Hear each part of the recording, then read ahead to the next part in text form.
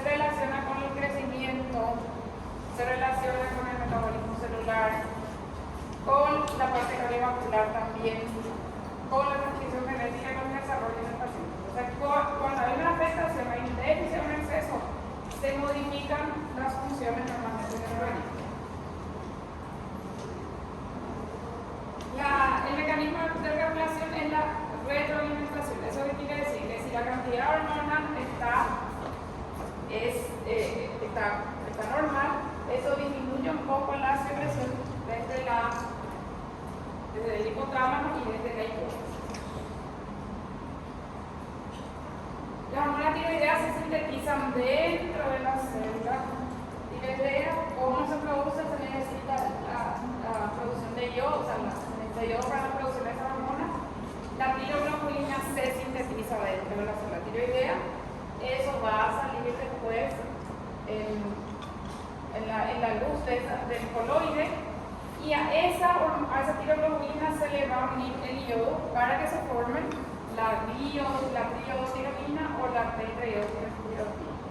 Una vez que se forme, eso vuelve otra vez de la célula tiroidea y se deposita acá hasta que haya un estímulo para que se produzca su liberación. Se puede liberar desde la tiroides de las dos formas, como T4 o como T3. De cualquiera de las formas se puede liberar la hormona tiroidea, como T4 o como T3, para ir a tener efectos sobre el órgano diana. Entonces se va a entrar el yodo que es necesario para unirse en el folículo coloide, para unirse a la tiroglobulina que se produce acá. Eso va a salir, se va a unir al yodo y va a entrar otra vez a depositarse acá. Cuando haya un estímulo para su liberación, se libera, ya sea en forma de T4 o en forma de T3. Entonces, cualquiera de esas dos formas puede salir desde la tiroides. La mayor parte de lo que está circulando es en forma de T3. El único lugar donde se puede producir T4 es en la tiroides. De la tiroides se puede salir como T4 o como T3. El único lugar donde se puede producir T4 es en la tiroides. La T3 se puede producir, puede ser salir directamente de la tiroides como T3 o producirse a través de la T4 que se liberó y convertirse en el tejido donde se va a ejercer su acción. La forma activa de la hormona tiroidea es la T3. De la tiroides donde sale la T4, que para ejercer su acción sobre el órgano va a tener que convertirse en T3. Y también puede salir directamente como T3. La mayor parte se puede transformar en T3 y se produce eso por una desiodización. Pierde uno de sus iodos. ¿Por qué se llama tetraiodotiriolina? Porque tiene 4 moléculas de iodo. Para que se vuelva en su forma activa, se tiene que convertir en T3, perdiendo uno de sus iodos. La diferencia entre estas hormonas está en la farmacocinética, en la acción que tiene. La forma activa es la T3, la forma que es producida principalmente en la tiroides es la T4. Y la farmacocinética es la principal diferencia entre ellos. La T3 actúa mucho más rápido y tiene un efecto que dura mucho menos, a diferencia de la T4, que demora más para ejercer su efecto y demora muchos días también para pasar su efecto. Entonces, esta es más estable. La administración de T4 no produce mucha alteración dentro del organismo, porque hasta que se convierte en T3 y ejerce su efecto pasa un tiempo. En cambio, la T3 es mucho más potente y dura menos tiempo y sí puede producir mayor modificación dentro del organismo. Otra forma de la hormona tiroides también es la conversión de T4 a una T3 que es reversa, pero esta no es activa. La T4 se puede convertir en T3, esta que es la forma activa, y la reversa que no es activa dentro del organismo, no va a tener ningún efecto dentro del organismo. Una vez que ocurra un estímulo que produzca la liberación de las hormonas tiroideas desde la tiroides, eso se va a unir. Esta hormona se transporta unida a proteínas a través de la sangre, va a salir como T4, va a llegar después hasta el lugar donde tiene que ejercer su acción, va a ingresar ahí y el mecanismo mecanismo de acción, o sea, la forma que ejerce su acción es teniendo un efecto sobre el núcleo. Produce, sintetiza, estimula la producción de proteínas nuevas dentro de la célula donde va a ejercer su acción. Va a tener la modificación se va a producir a través de la síntesis de proteínas nuevas que van a ejercer su acción, ya sea en el corazón, ya sea en el hueso, ya sea en la parte gastrointestinal. O sea, para que ejerza su acción, modifica, produce una síntesis de proteínas nuevas dentro de la célula donde va a ejercer su acción. Si es que se transporta como T4, tiene que convertirse después a T3 para ejercer su acción. Si se transforma como T3, esa ya es su forma activa.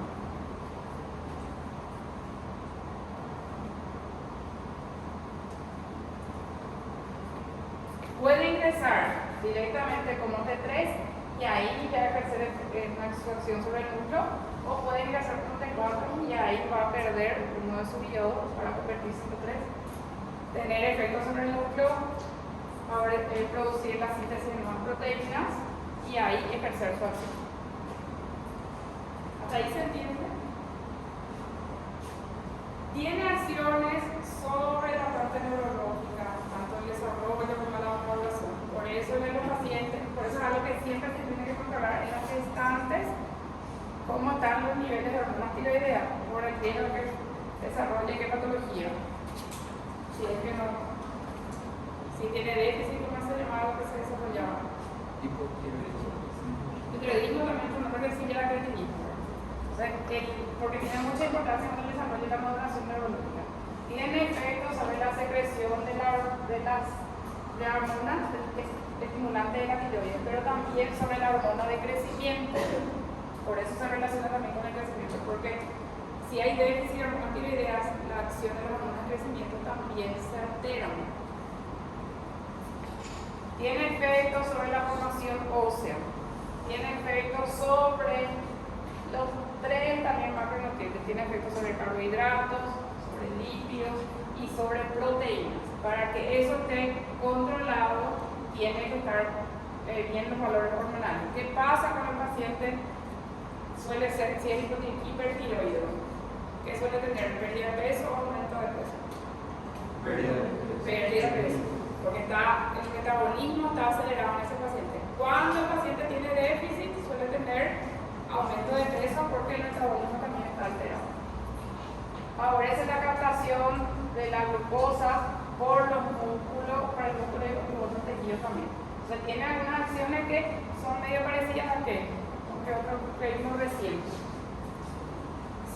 con la insulina.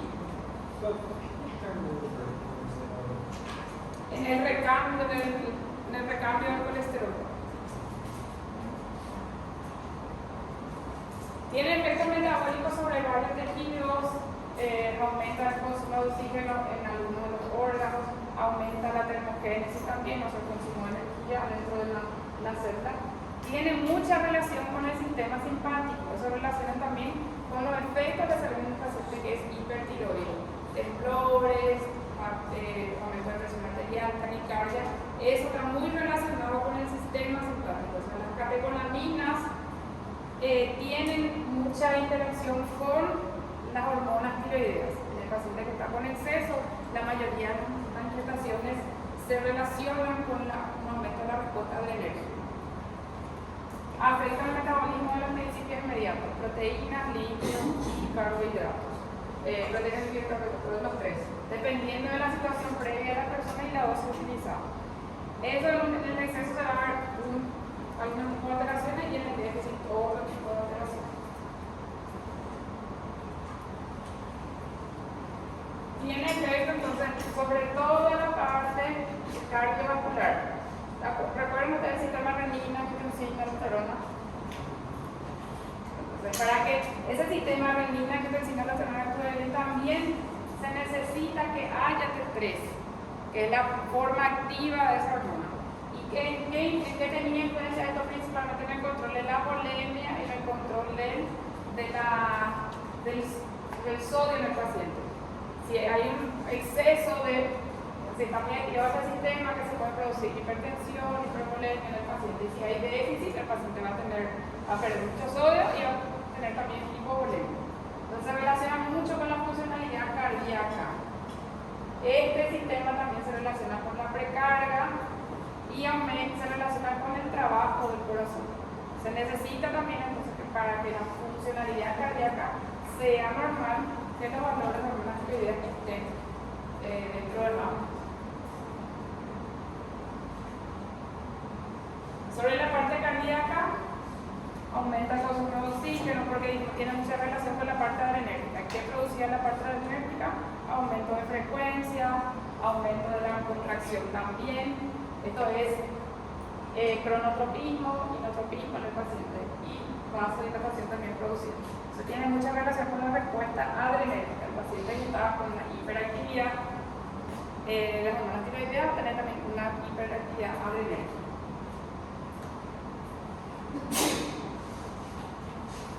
Tiene relación con la síntesis de proteínas, es necesaria para la síntesis de proteínas, tiene también un efecto anabólico, pero lo que ocurre cuando hay un exceso de actividad de la hormona tiroidea, cuando está en exceso ya es un catabolismo, empieza a destruirse también proteínas.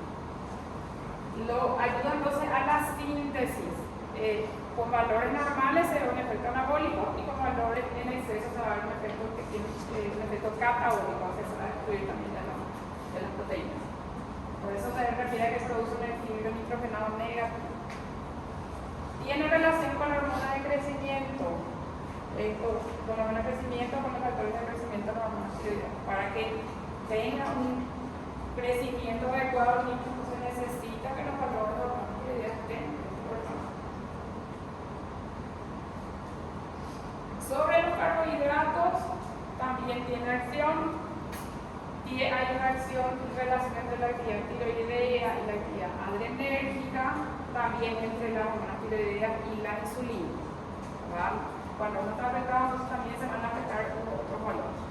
En la dosis pequeña, con la hormona tiroidea dosis pequeña, aumenta la síntesis de glucógeno y hay insulina ahí, solo que la dosis en dosis grandes se produce glucogenólisis. Ahí entonces, ¿qué va a prevalecer? ¿Cómo va a estar la glicemia en este caso en el paciente? Aumentada porque está movilizando tanto los depósitos del glucógeno como está favoreciendo la producción de nueva glucosa.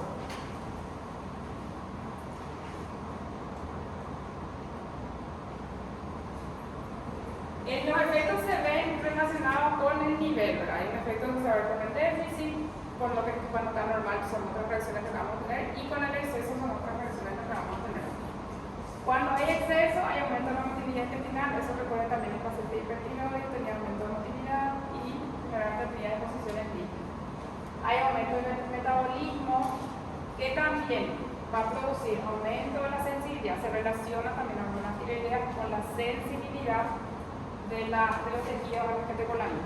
Si el paciente tiene déficit de hormona tiroidea, no responde bien a las catecolaminas. Por eso se puede ver hipotensión, por eso puede tener bradicardia, que es una de las manifestaciones también del hipotiroidismo. Favorece la síntesis proteica, eso cuando están valores normales, si es exceso ya que destruye, aumenta el consumo de oxígeno por algunos tejidos y aumenta el metabolismo en el paciente. Aumentar la producción de calor, agregar todo el energía. En cuanto a los lípidos, aumenta el metabolismo, pero generalmente favorece la degradación más que la síntesis. Entonces, ¿eso qué va a hacer? Que se controlen los valores. Solo que cuando hay un déficit de hormonas tiroideas, ocurre lo contrario. No se degradan esos lípidos y aumentan los valores. A lo que suele aparecer mucho en los pacientes hipotiroideos es la alteración en los triglicéridos. Facilita la lipólisis, aumenta la oxidación hacia brazos, eso con valores normales, pero cuando los valores están alterados, cuando los valores son bajos, es lo que se producen más alteraciones en la parte tanto de carbohidratos, de lípidos como de triglicéridos como de colesterol.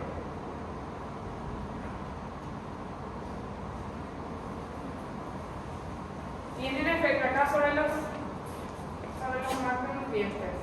Produce en general catabolismo en colesterol, eso cuando los valores están normales, entonces ayuda a controlar los valores. Si hay déficit, ahí se ve exceso, aumento de los valores del colesterol y triglicéridos.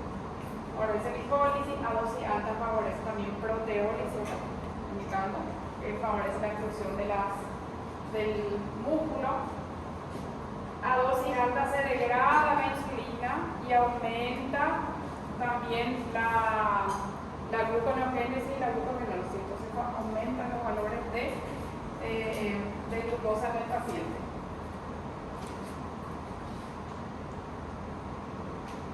¿Por qué estoy recordando todo eso? Para que nosotros entendamos por qué se ven todos los efectos por estos medicamentos. O sea, son hormonas que son muy importantes en el mantenimiento de la función vital, en el mantenimiento de la homeostasis también. Entonces, la alteración, tanto el exceso como el déficit, producen muchísimas manifestaciones dentro del organismo. No solo tiene relación con carbohidratos, lípidos, proteínas, sino también con vitaminas, que son otros, que son de los micronutrientes. También tiene relación con la absorción de vitaminas, con el uso de correctores enzimáticos también. Tiene relación con el desarrollo de los tejidos, tiene relación directa con el desarrollo también del feto. Les decía, cuando en las gestantes, un estudio que se tiene que hacer siempre, de preferencia en los 3 trimestres, si hace su buen control, ¿verdad? Tiene que ser el perfil tiroideo, tiene que estar dentro del rango. Ahí los valores que son considerados, que se toman como valores normales, son diferentes. No es lo mismo un análisis, un perfil tiroideo en una gestante, en una paciente que no está dando la gestación, los valores considerados normales son diferentes, los valores de rango. Tiene relación entonces con la parte del desarrollo neurológico tanto en el adulto como en el niño. En el niño va a producir daño, o sea, alteraciones que pueden ser irreversibles. El adulto que tiene déficit de hormona tiroidea también tiene trastornos neurológicos.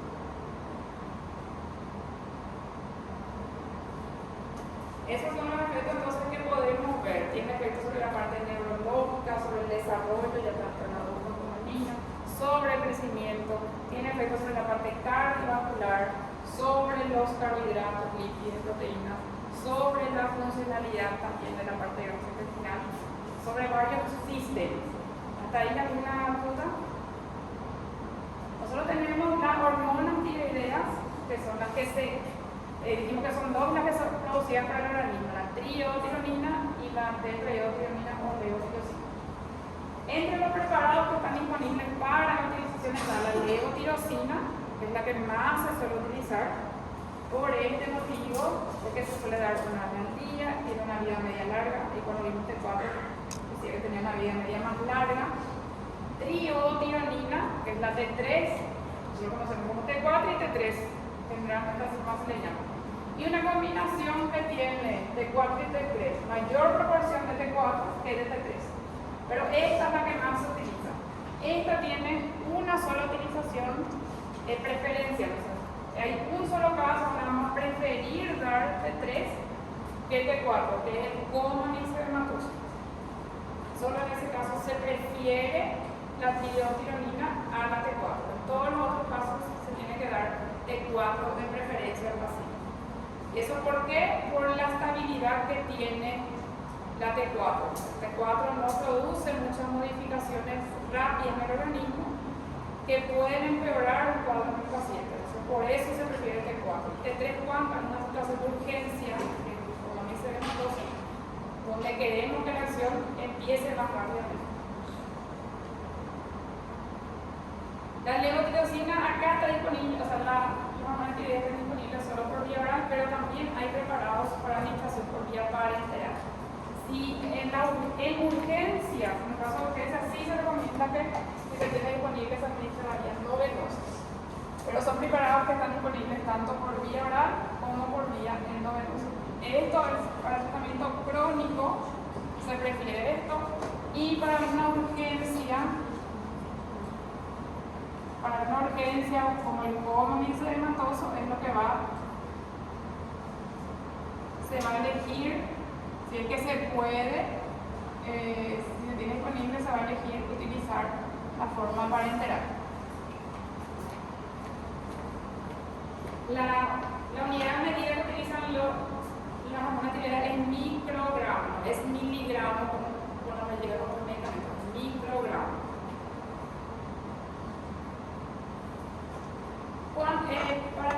Cuando nosotros vamos a hablar de estos medicamentos, cuando tenemos un déficit en la función tiroidea, o sea, cuando tenemos un hipotiroidismo, que puede ser secundario, es cuando el problema no está en la tiroides, sino el problema está por encima, hipófisis, hipotálamo. Ahí se puede dar también la medicación, pero hay que estudiar cuál es la causa de esa enfermedad hipofisaria. Esto no se ve tan frecuentemente cuando hay resistencia a las hormonas tiroideas en el tejido donde tiene que actuar. Eso es otra cosa, es hipotiroidismo. Y la causa más frecuente es la causa primaria. En algunos lugares donde, por ejemplo, nuestra zona, acá en Paraguay, no tenemos costa sobre el mar, está más relacionado con el déficit de iodo. Esa es una de las causas. Y otra de las causas suelen ser las tiroiditis. Esas son las causas más frecuentes. Tiroiditis, o sea que se dio por una dieta deficitaria de iodo. El exceso de iodo puede producir también un hipotiroidismo, porque generalmente con el exceso, ¿qué pasa? Bloquea la producción de hormonas tiroideas. Puede pasar también eso, pero eso no es tan frecuente. Puede ser por déficit, puede ser por alguna tiroiditis, la enfermedad de Hashimoto, una causa frecuente de tiroiditis. Estas dos causas también pueden ocurrir, pero la más frecuente es la enfermedad de Hashimoto. En la ingesta de iodo radioactivo, los pacientes que tienen algún hipertiroidismo refractario al tratamiento, o los pacientes que tienen algún cáncer de tiroides, son pacientes que pueden recibir iodo radioactivo y pueden quedar como secuela con hipotiroidismo. Los pacientes con tiroidectomía radical o total sí van a tener luego, y el paciente que tiene una tiroidectomía parcial también puede tener hipotiroidismo como consecuencia. Y después los déficit congénitos. Pero lo más frecuente es déficit y tiroiditis de Hashimoto.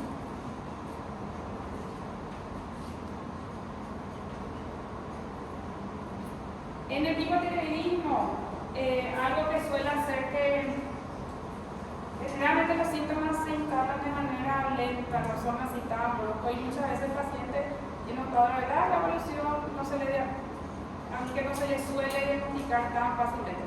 Cuando el paciente ya viene con aumento de peso, viene con edemas, viene con bradicardia, viene con todos los signos, ya es más fácil diagnosticar.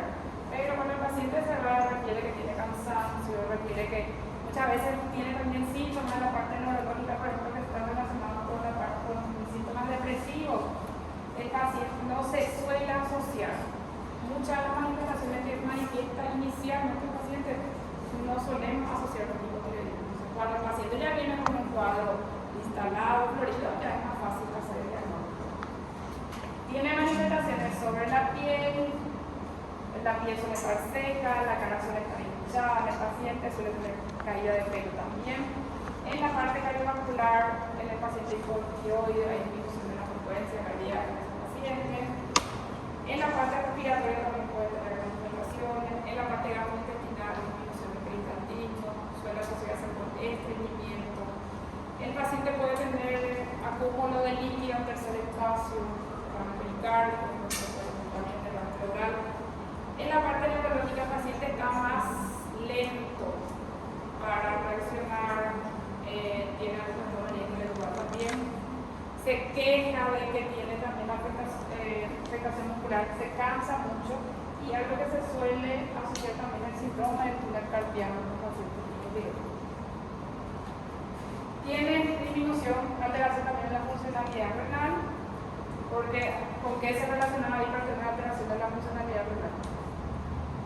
¿Qué sistema le dije que tenía relación con eso? Renina, angiotensina, aldosterona.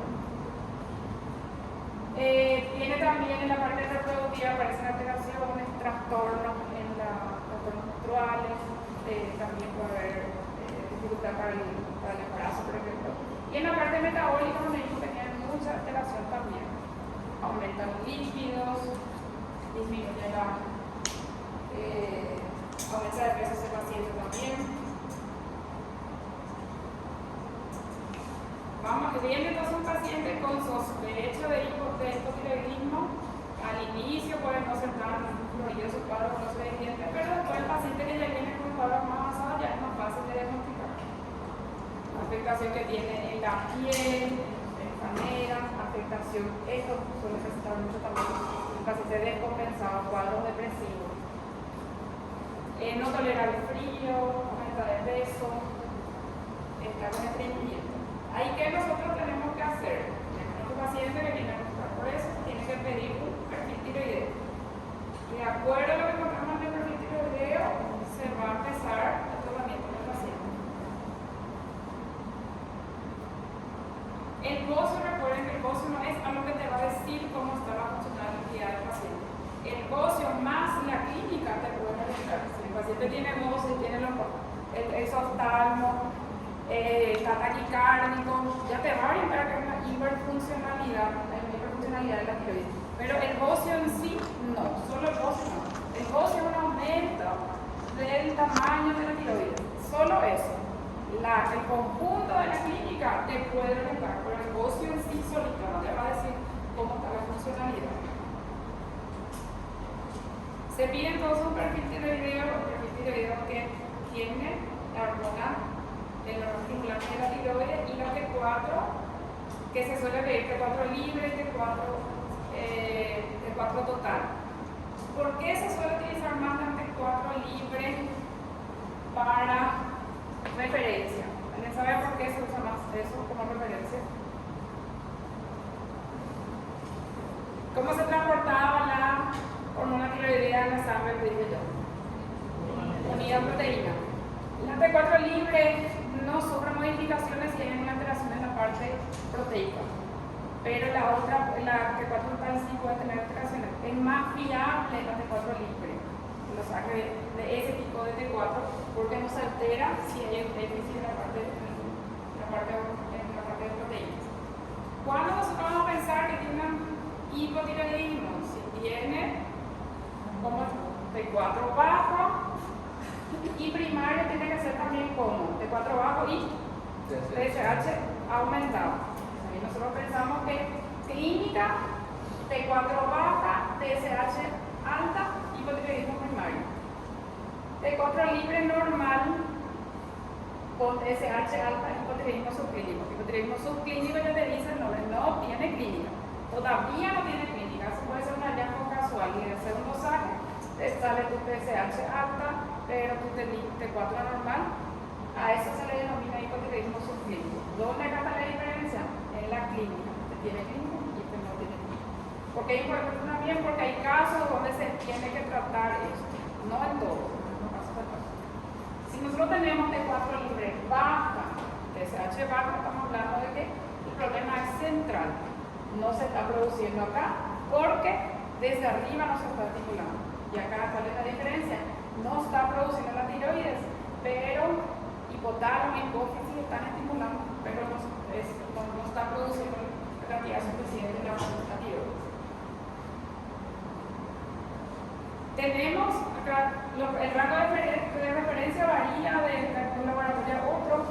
Acá lo que nomás les pido que miren que el TSH para el hipotiroidismo subclínico es importante porque hasta cierto valor de TSH no se trata. Cuando el valor de TSH es mayor a 10, se trata. Entonces, si tenés una T4 normal, sin clínica, pero tenés TSH alta, por encima del valor de referencia, pero por debajo de 10 no se trata. Si encima de 10 se tiene que trabajar. ¿Y qué se hace en ese paciente con hipotiroidismo subclínico? Si su TSH es menor a, por encima del valor de referencia, pero menos de 10, se hace controles. Se hacen controles periódicos. En el hipotiroidismo primario, que es una de las causas, los motivos principales, se tiene que iniciar el tratamiento con T4. Para tratamiento crónico, ahí le puse para tratamiento crónico, la utilización es de T4, preferencialmente. Se va a iniciar dependiendo de la edad del paciente y del estado del paciente. Este paciente no va a sufrir muchas modificaciones con una dosis alta, entonces se puede iniciar una dosis de 100 microgramos por día. En cambio, hay casos donde el paciente, la modificación rápida de los niveles hormonales puede producir complicaciones. Pacientes de edad, pacientes con patologías cardiológicas. ¿Qué va a hacer el aumento de la hormona tiroidea en un paciente con insuficiencia cardíaca o un paciente con una coronariopatía? ¿Qué sistema va a aumentar mucho en ese paciente? Y sistema renérgico. Entonces, si es que aumenta el trabajo del corazón, aumenta la presión arterial en esos pacientes, puede desencadenarle complicaciones. Por eso se empiezan con dosis más bajas. En el joven se puede iniciar dosis más altas.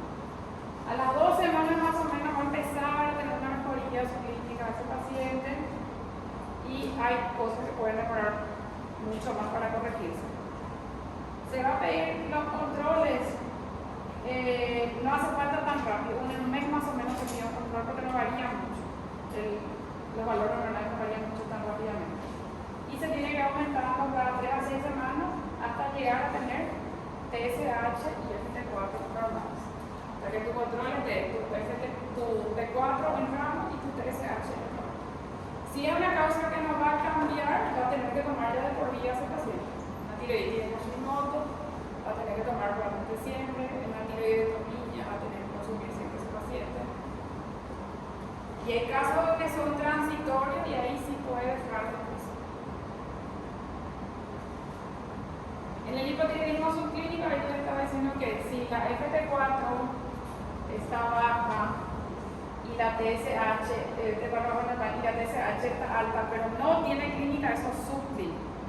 Si la TSH es mayor a 10, ahí se hace el tratamiento. Si la TSH está menor a 10, se hacen los controles. El subclínico se trata dependiendo de la TSH. En el anciano también le dijimos que generalmente tiene que iniciar una dosis más baja y su mantenimiento suele ser una dosis más baja también porque no necesita mucha dosis muy alta. E o valor de referência da TSH na gravidez é o mesmo? No, diferente. Diferente?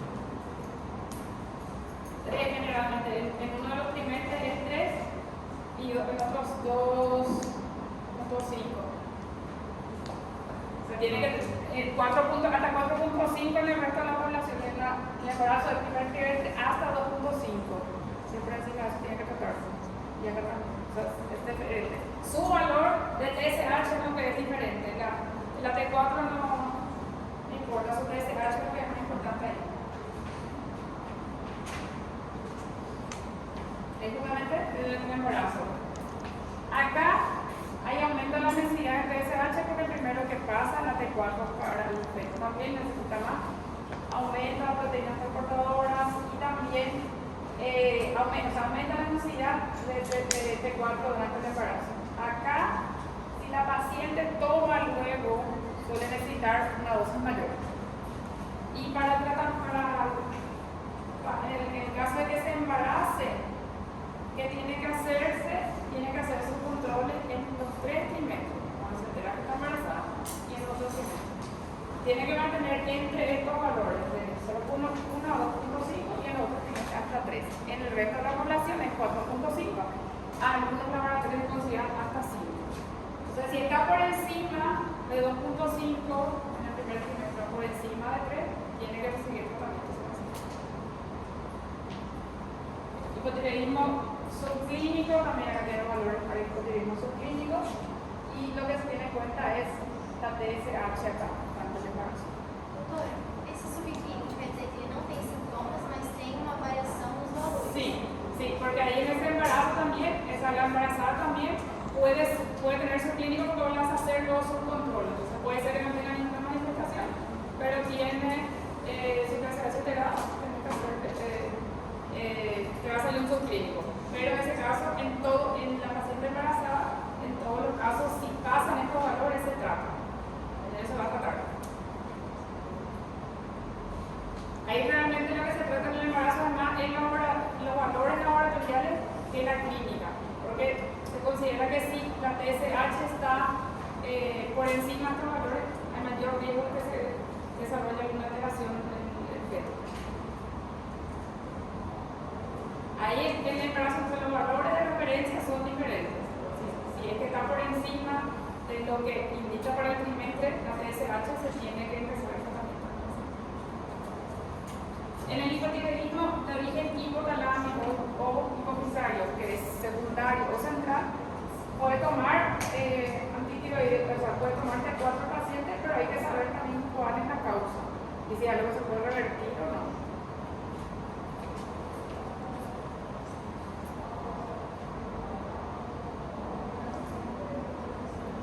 La complicación asociada al hipotiroidismo es el coma mixeromatoso, una complicación grave que puede tener a veces una instauración lenta, lentamente puede instaurarse en el paciente y que produce muchas alteraciones. ¿Por qué se ven todas las anomalías respiratorias, cardiovasculares, termorreguladoras, hidroeletricidad? Porque todo eso está afectado por la funcionalidad, por la acción de la tiroides. Ahí vimos que produce alteraciones en la parte respiratoria, disminuye el trabajo cardíaco, si es que hay disminución de hormonas tiroideas también está alterado el sistema renina-angiotensina-aldosterona. La temperatura también está regulada por el metabolismo principalmente, entonces si es que hay déficit se producen también alteraciones. Por el déficit o por alteraciones en el sistema renina-angiotensina-aldosterona también se pueden ver alteraciones en la secreción de sodio y potasio. Recuerden que eso siempre es opuesto. Si se retiene sodio se libera potasio, ¿verdad? Todo esto no se va a producir, pero son cuadros de gravedad. Puede tener el paciente un estado mixedematoso o puede llegar en coma mixedematoso. Es un cuadro grave que necesita tratamiento en terapia intensiva, probablemente ventilado al paciente. Y es en ese caso donde está indicado de preferencia que se haga T3, porque es que tiene que ser más rápida, va a tener un efecto más rápido en el paciente. Acá tenemos que revertir el cuadro rápidamente. O sea, ahí sí es importante. En el coma mixedematoso se va a usar la vía endovenosa y de preferencia T3. Es el único caso donde se prefiere la administración de T3. Se puede hacer T3 por vía endovenosa si no tener T3 por vía endovenosa, la hacer por vía oral, por sonda en ese caso. O se puede usar T4 también endovenoso. Por ahí se tiene que usar un medicamento que tenga un efecto más rápido ya.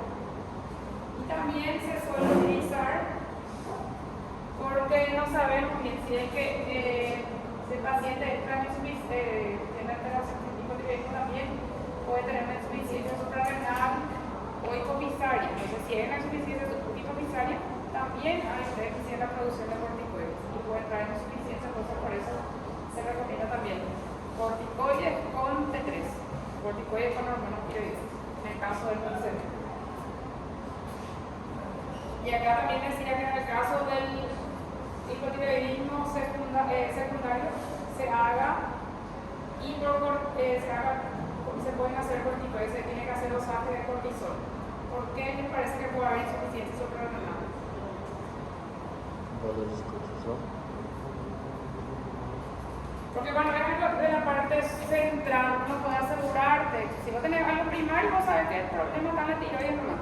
Cuando es un problema por encima, hipotálamo, uno puede estar seguro que solo la producción de hormonas tiroideas está afectada. Puede estar afectada también la producción de otras hormonas. Entonces, si vos empezás a darle solo estos medicamentos, solo T4, y el paciente está con cortisol bajo, va a presentar síntomas de insuficiencia suprarrenal. Por ese motivo.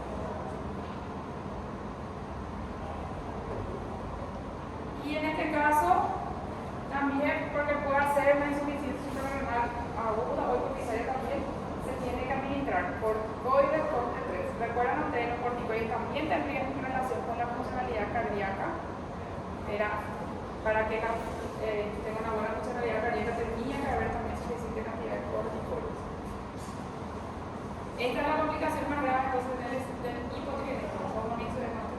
Y ahí está indicado de 3, el novedoso de preferencia. El paciente suele tener todas las características, está hematizado, está con alteración en las características del pelo, mixedema, se refiere a que hay mucho edema en ese paciente también, suele ver eso. Es un cuadro, el cuadro de mayor gravedad entonces en el paciente con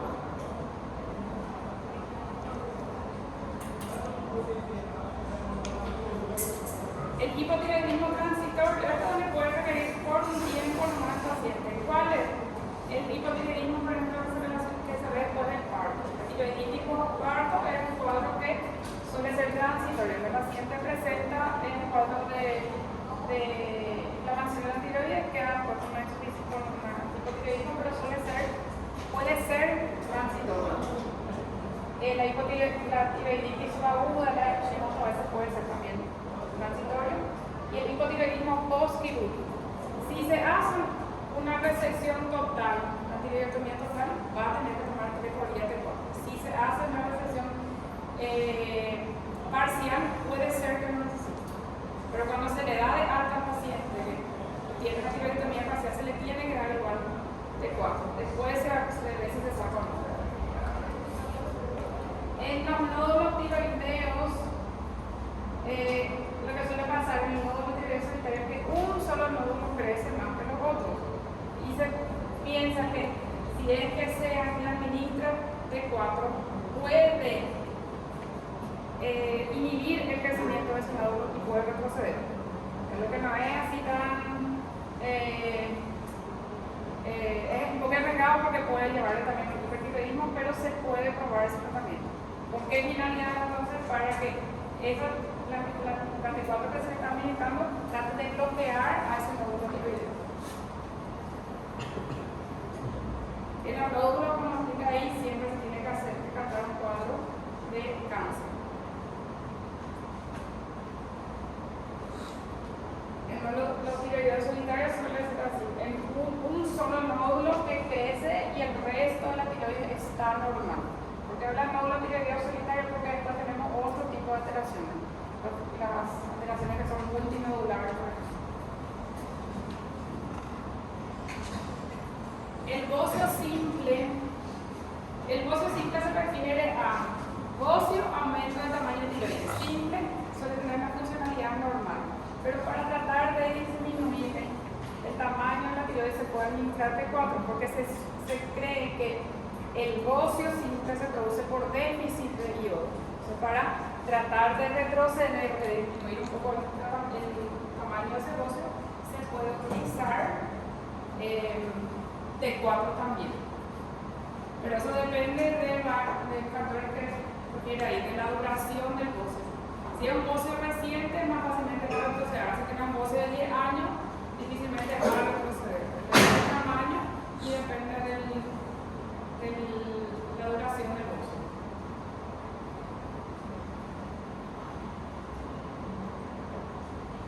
En el bocio multinodular, pero recuerden ese último renglón. Es una opción de tratamiento, pero mejor son los antitiroideos, que se vamos a ver en otra clase. En la tiroidectomía también se hace un T4, tanto en la parcial como en la total siempre. En la tiroidectomía parcial se puede usar y después se ve si es que no, si necesita más paciente.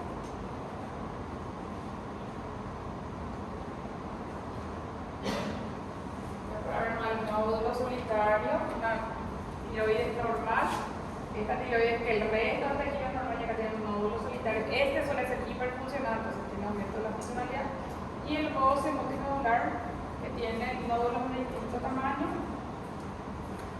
que generalmente son palpables. En el carcinoma tiroideo tiene que usar después. El carcinoma se va a tratar de dos formas, o puede requerir una tiroidectomía o tiroidectomía solo o tiroidectomía con iodo radioactivo. En la parte de iodo radioactivo vamos a ver en la parte de antitiroideo, pero ¿por qué se da eso? El iodo radioactivo lo que hace es unirse, se le administra al paciente, ese iodo se une a las células de la tiroides porque tiene afinidad y destruye. ¿Por qué se hace después de una activación? Para asegurar que se elimine todo el tejido que es neoplasma. Se le da eso al paciente y evidentemente el paciente va a quedar sin hipotiroidismo. Entonces se tiene que administrar después de 4 en ese paciente. Se le hizo su tiroidotomía para asegurar que se elimine todo el tejido neoplásico, se le hace el iodo radioactivo.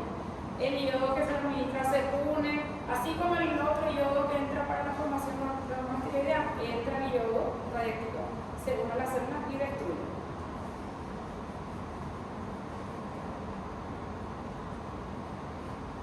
Y las reacciones adversas van a ser las reacciones adversas de las hormonas tiroideas. Estamos hablando de sustancias que se producen normalmente en el organismo. Y su reacción adversa es exceso, por exceso. ¿Cuándo le queda reacción adversa por hormona tiroidea? Cuando le doy una dosis mayor de la que tiene que ser. Entonces va a pasar a tener síntomas de hipertiroidismo en ese paciente. Que también puede pasar porque no siempre los pacientes acuden a sus controles. El paciente toma normal indefinidamente una dosis y piensa que con eso está bien. Él tiene que hacerse, cuando está controlado, por lo menos 2 veces o por lo menos una vez al año se tiene que hacer su control. Y ellos ya no se van, toman más años así, y después pueden ir al otro lado, que es un hipertiroidismo, donde van a verse todos los efectos contrarios a lo que se veía cuando vino con su hipotiroidismo. Va a tener pérdida de peso, va a tener taquicárdico, va a tener diarrea, va a tener calor, es hiperactivo su paciente. Puede tener también ya debilidad muscular otra vez ahí, pero ahí ya suele ser por catabolismo proteico. El efecto adverso de la hormona tiroidea es hipertiroidismo, manifestaciones de hipertiroidismo.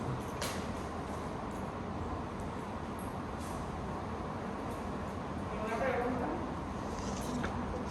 A conversão de T4 e T3, ela acontece dentro da célula da célula alfa? Sí. Ahí ya donde al entrar